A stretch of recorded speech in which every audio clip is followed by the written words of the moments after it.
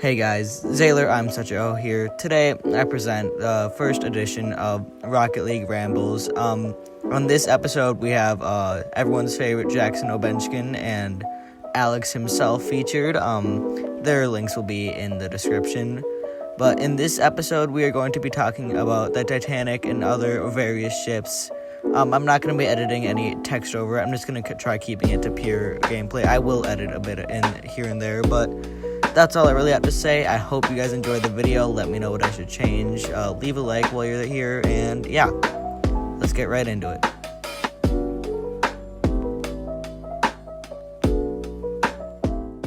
And we can edit in a thing later. Yeah, we can edit in post. Is that fine?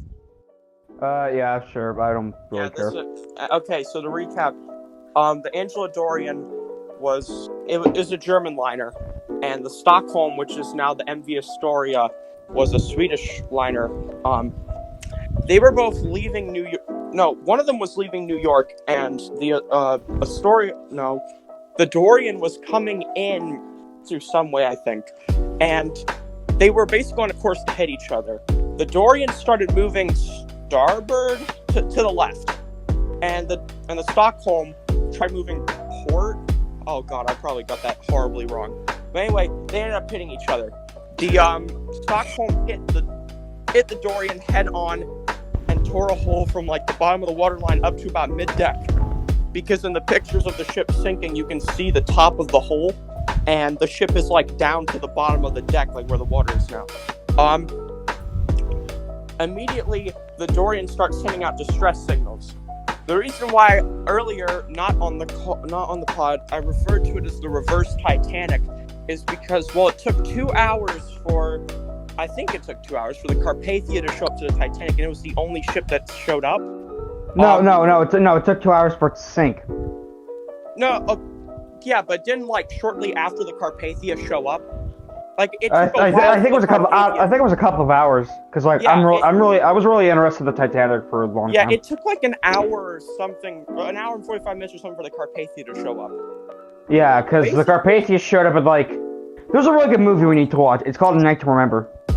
Oh it's about the Titanic. Isn't that the 1957 one? Yeah, it's probably the most accurate film to date about the Titanic, besides the fact that the ship doesn't split in half. Wow. But we really, Alex, we really need to watch it together. That's a great movie. I'll watch it too. Did I really? Yeah, sure. Hold on. I think I've been saying the name of the ship wrong this entire time. I'm retarded. Yeah. No. The Doria was a Angela Dorian, who's like a 70s Playboy star. The Andrea Doria. No, hold on. Here, let me show you. Let me show. Here, look on. Here. Look at the chat. Yeah, look in the chat. So this is the ship.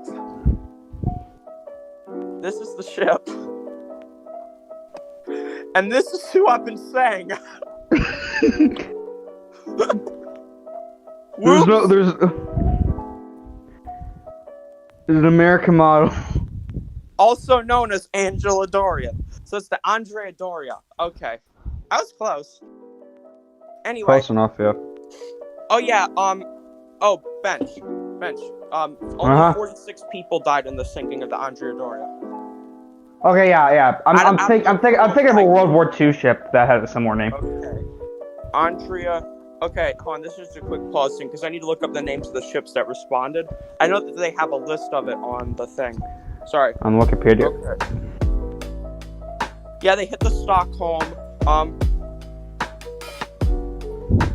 Sorry. I'm trying to find it. It's fine, honestly. This is a really interesting conversation. I know, but it's still crazy to see how many ships responded. Okay. It's like 15 ships in 30 minutes, right? Yeah, pretty much. Okay, here we go. Listen to this. I'm just gonna read off the Wikipedia article right now because why not? A distress message was relayed to other ships by radio from the Andrea Doria, making it clear that the additional lifeboats were urgently. Oh, that was also a thing. Guys, look at the chat. Oh no. I don't like you. I'm gonna be honest. I don't like. I think we should have a collective effort to get rid of Zaylor. I think we need new management. Yeah, so do I. Okay, so the issue with the Doria was the ship. Okay, I got enough. So the ship had enough. Unlike the Titanic, also the ship had enough lifeboats for everybody, right? Lifeboat. Yeah, because that was a thing they did after the Titanic. They made had enough people lifeboats do for it. everybody. However, the issue was the way that the ship listed so quickly. Oh after the hit, It capsized pretty much. No, it made it. No, at the beginning of it, it made it where all the lifeboats couldn't. Yeah, because like it was listing so bad that they couldn't. It was no longer safe to. The other side of the boat, however, it was kind of listing like, okay, put your right hand outwards. I mean, here, this is how they're going to do the audio. Now, all right. Tilt your right hand just a little bit to the right. That's how the Doria was listing. So it made the right side that's the worst case scenario. Yeah, so it made the right side of the ship's lifeboats not usable. However, the left sides were, I think, or I'm getting my sides mixed up, whatever. Yeah. However, they could only be deployed by lowering them down by the most stupid system I think I've ever heard. You would have to lower all of them into the water before, and then use a rope ladder on the side of the ship to bring passengers down into them. I read that. I was like, what the heck? Why would this ever be a system? Like, why are you that stupid? Any rough weather on like any sea, and you're screwed. But anyway. Especially if it's like, what route did the boat take? What route? It was the transatlantic.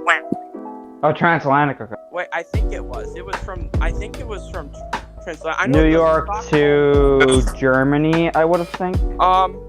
Okay, so no, because this was a German cruise line, right? Yeah, okay. It went from Genoa, Italy. Okay, the 51st westbound crossing of Andrew Jordan to New York. It went from Genoa, Italy to New York. Genoa, Italy to New York. And it stopped in Gibraltar in France. Okay. Okay. So here's where it becomes interesting. Here's where it's the reverse Titanic. When the Titanic made its distress call, it took about an hour and a half for the Carpathia to show up. However, in minutes, the Andrea Doria, it took minutes for multiple ships in the area to respond. As soon as they sent out their thing, immediately, as soon as the distress call was sent out, the Cape Ann of the United Fruit Company responded, which was returning to the U.S. from Germany. Didn't the United Fruit Company own? Didn't they own like Guatemala at that point in time? Yeah, they owned some sort of South African republic at that point. That's a whole different story from another day. Yeah, I know. For Guatemalan election is a podcast on its own. Yeah, I mean, I watched Salmonella. I'm not in the culture. But then, and then right after that, she was joined by other ships because I'm pretty sure that she sent out the distress call too and said, "Homies need help, bruh." The U.S. Navy transport USNS Private William H. Thomas, coming from Italy with 214 soldiers, also responded. Also joining that was the USS Edward H. Allen. Now, and also a Coast Guard cutter joined too later as well. However, here is the big boy in town, and also the savior of the Doria. This is like the most incredible luck ever. When they sent out that distress call, guess who was in the area? The Bismarck? The French oceanic liner SS Isle de France the largest ocean liner at the time. Maybe big ocean liner. 45,000 tons and 739 feet in length. Yo. It had enough lifeboats for everybody. Damn. Everybody on both the other ocean liner and the and the two ocean liners combined. Everyone for both. I can't fucking speak. Oh my god, this is a bad time to record a podcast. So what you said, just to clarify, it had enough lifeboats for everyone on the two ships combined. No, it had enough lifeboats for everybody on the Doria. Oh, okay. It could save basically everybody. And the captain of the Ile-de-France was like a big veteran. He had served 35 years with the French line, and he heard the distress call. He was skeptical of a ship like the Doria that was like modern actually sinking. And he tried to contact Doria because he knew that if he was needed, that he would have to turn back around and go to New York and refuel and then go off to France again. But then after he didn't make contact with the Dorian because by the time then the Dorian's radio wasn't working. However, the Stockholm, Thomas, and Cape Ann responded and basically said of how the situation was bad and it was sinking. The captain immediately ordered the ship to turn around and go full speed towards where they were. Basically, I guess, to save them. He realized that over 1,600 people were at risk. The Stockholm, at this point, their captain, I guess, stopped having a stroke and realized, oh, I have lifeboats too. So they started using the two lifeboats that they had on the side to start ferrying passengers over to their ship. At about this time, Kanye showed up. Yep, he did. He said, "Leave for 2020." At about this time, Cape Ann, the Thomas, and what was that other one? The Edward H. Allen also showed up. And afterwards, at about 3 hours after the ship hit, the Ile-de-France showed up, and I guess it was kind of getting dark. And this honestly gave me kind of chills to read, though. It said that because the Dorian or the Doria was like way smaller than the Ile-de-France, because the Ile-de-France, as I said before, was like the largest passenger ship on the Atlantic at the time for the French line, and just in general, 900 feet long. It's like pretty much larger than any cruise ship today as well. They said that the Ile-de-France pulled up right beside the Doria and turned all of its exterior lights on during the night so it could illuminate the rescue effort. And it said that it provided the passengers with emotional relief.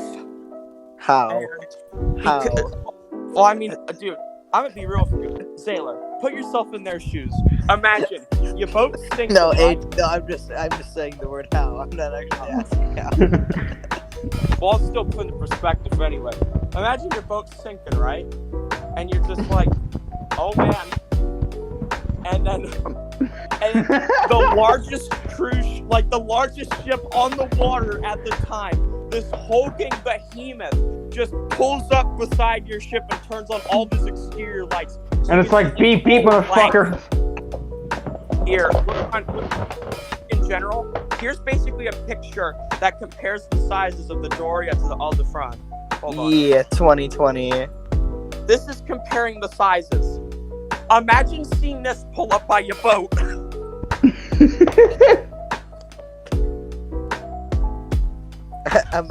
Imagine going like, yo, look at my boat, and then this motherfucker show up. Dude, I have to make a bad joke real quick. Look at that picture. Somebody got the Game Pass. I hate you. Somebody got the boys. No, here's a better one. The boys on free BS the boys on the Xbox Gold. Yeah, the Ile-de-France basically saved the majority of the bulk of the remaining passengers that were still on the ship, with its 10 lifeboats carrying them back and forth. The Stockholm, which and also this is pretty nice. Passengers on the Ile-de-France gave up some of them gave up their cabins to survivors of the Doria. They let them use their rooms and stuff. In all, 1,663 passengers have been rescued from the Andrea Doria. The Stockholm, which had used some of the life. There was like one lifeboat I think that jettisoned from the Doria. That they used that lifeboat and the two that the Stockholm had to ferry 545 people from the ship. Wow. 129 people had been rescued by the Cape Ann, 159 by the Private William H. Thomas, 77 by Edward H. Allen, and 13 by Jackson Weaver. Yes. He was, Edward H. Allen also saved the captain and his officers. The captain was also the complete opposite of the Costa Concordia captain. He actually wanted to stay on the ship throughout the entire time, but they actually forced him to get off. So what you're trying to say is that they wanted... Did he want to go down with the ship, or did they want to make sure everyone was off the ship? No, yeah, he wanted to stay on the ship until everybody else was off. And actually, He stopped sailing after that. Like, he never sailed again. And I can't confirm this because I read it on a YouTube comment, but there was a report that his last words before he died, like when he was in on his deathbed, that he would wake up and say, "Is everybody off the ship? Are they all right? Is everybody gone yet?" Like, that basically traumatized them. However, this was like the best case scenario, honestly. How many people? The Ile-de-France. Also, this is really funny. There's also one very fortunate American sailor who had slept through the entire collision and evacuation and had been lucky enough to be rescued from the abandoned sinking liner by the Robert E. Hopkins. There's just one dude who slept through the entire ordeal and then woke up. He's like, "Huh, my feet are kind of wet. Oh shit!" Could you imagine like sleeping and waking up and it's like, and it's like, okay, the ship. Where the fuck is everyone? Huh? Where is everyone? Why is there water in here? Uh-oh. Stinky. Just, wow, the sprinklers must be broken. There's water on the floor on the top deck. And just look outside, it's like, wow, the water's real close. Wait, what? Yo. Wait, we aren't a submarine. I just imagine this. Homie turned a fucking boat into a fucking submarine and said, "I am a heado." Could you imagine, like, this dude, like, could you imagine, like, the moment when panic set in and he's probably, like, out on the deck, like, "Hey!" He's probably out on the deck calling, like, Curry. He's probably out on the deck, like, waving a lamp around or something. Like, he's got, like, he, like, tore off a chandelier, so he's, like, waving it around, like, "Help! Please!" Oh my god, that reminds me of, like, this one African dude. He was like... Oh. What? Yeah. Guys, he was like the cook in, like, 2013. He was the cook. I'm sorry to interrupt of the ship. He was the cook on the ship, and he, like, I'm sorry to interrupt this great conversation, but I just got the best ad ever. What was the best ad ever? Carolina Hurricanes desktop cornhole logo stripe design, new NHL games. Wow, that's pretty good. I know. Damn, that's pretty epic. And also, to conclude as well, the Ile-de-France saved the majority of the passengers, saving 739 people. However, very sadly, 46 people died. Yo. Wait. However, this was really good. Let me explain. Okay. Because while the 46 people died. The rest However- bald like Curry. That was out of 1,660 passengers and crew. Okay, I assume That means I assume those who died were on like the lower decks of Yes. the starboard side. That was the side that was listing, right? Yeah, most definitely. Okay. Or they were probably in a cabin or a stateroom that got caved by the freaking Stockholm's bow. I would imagine Yeah. that probably. This was still when they had like coal shit, right? Like they'd have people in here shoveling coal. Yeah. Also, it actually could turn out way better if they weren't on the last leg of their voyage, because there was a system in place on the thing where the fuel tanks, in the event of a sinking, right? The fuel tanks would keep the ship buoyant, and Okay.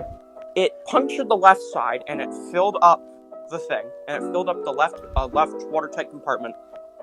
In theory, if the right fuel tank had been loaded up with fuel, then they could have corrected them. It would have stopped the been so listing. boggers.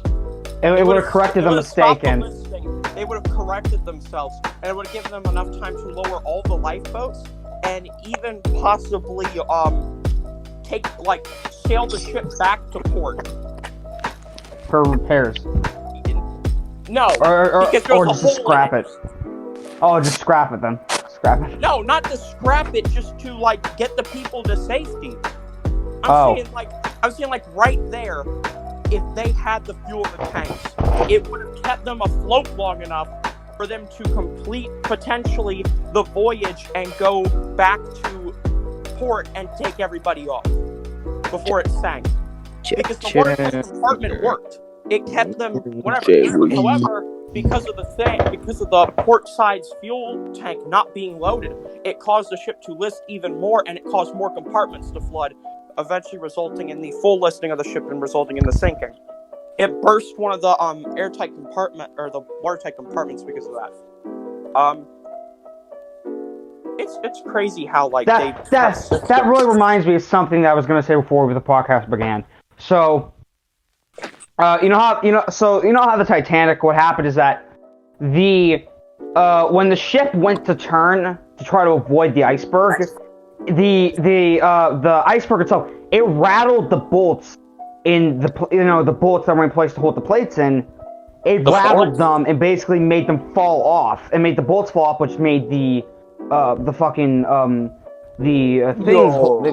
things fall off, and it allowed I believe it was 4 watertight compartments that got filled up, and it resulted in too much for the ship to be able to handle, and it sunk.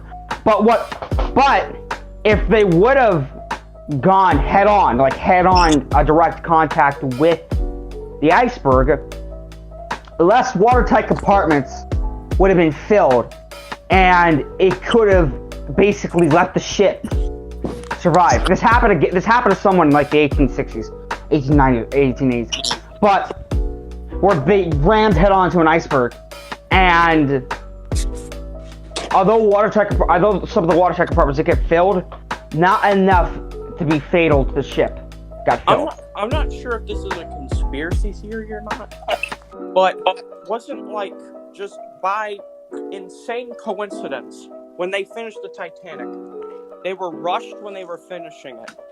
So all of the panels were made out of steel, but one panel on the right side was made out of some other material, and it just happened to be the exact panel that was scraped by the iceberg or something like that. I have never heard that. I've watched documentaries on documentaries, and I've read so much about Titanic since I was 7.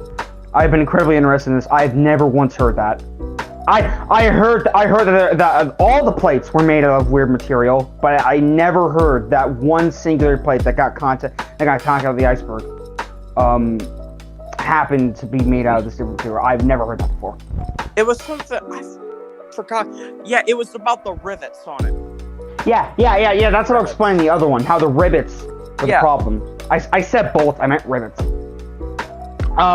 the rivets were made out of a much poorer material because the ship was rushed, and what happened is, when it scraped the iceberg, the rivets, it kind of the actual ship itself rumbled with the rivets. I mean, the iceberg rumbled with the rivets so much that the rivets popped off, and then of course the tiles that are there to basically hold on the ship, to hold the ship together. Well, not to hold the ship together, but to hold the pieces in so the ship doesn't fucking take on seawater, fell off. And enough of those fell off to, you know, have all the watertight compartments and... Yeah. Have you heard... Here's an interesting one. Zaylor, watch this. I'm about to turn Bench into rant mode. He's about to sound like Alex Jones. Hey, Ben. Yeah? Have you heard the Titanic switch theory? Oh, the one that where the Titanic. Shut the fuck up! Shut the fuck up right now! Shut the fuck up right fucking now! No, don't do this. Don't do this. You know, to me. Don't do this to me right now. they said it was insurance fraud. Okay, so there were 3 ships in the Titanic line. There was the RMS Olympic, the RMS Britannic, and the RMS Titanic. They all look similar. They all look the same. They're same class. So, shut up. So there was this when, I believe in the 20s, when all 3 of the ships were basically taken out of service. 1910. 1910? Oh wait, when they came out of service, when they were put. Yeah, not when they came into service. Okay, yeah, that was the 20s, but I'm pretty sure the Olympics served. The Olympics served in 1910, I'm pretty sure. Yeah, no, they all released it. They all launched it near the same time. The Britannic, I think, wasn't that the one that was sunk by. Well, the Titanic launched in 1912, obviously, but the Olympic was the one that was just scrapped. The Britannic was sunk by a U-boat. the Britannic went off to war. It was painted as a Navy vessel. It went off to war in World War I. And we don't know this for certain, but the most likely theory is that it was a mine. Some say it was a U-boat. It was like a missile. We don't know for certain, but it's the most likely theory is it's a mine. Point is, what happened is that since they were so close to shore, they were able to get most of the passengers off. But I don't know if this may have just been like this one movie, but there apparently are reports that there was a lifeboat that drifted to basically the propellers, because the propellers were still running at the time. And there was this one boat that got caught in the suction and basically got clobbered by the U-boat. Oh, yeah, the theory with the Britannic, just a real quick side note. The theory with the Britannic, I don't think it was if it was sunk by a thing or not. It was if the Britannic, I think, or it was Lusitania, one of the two. Hey, can you guys check the Discord?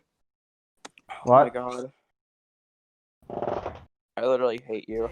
I'm feeling frosty in this bitch, got the chocolate tint. They wanna ask me how I spin, said this all in the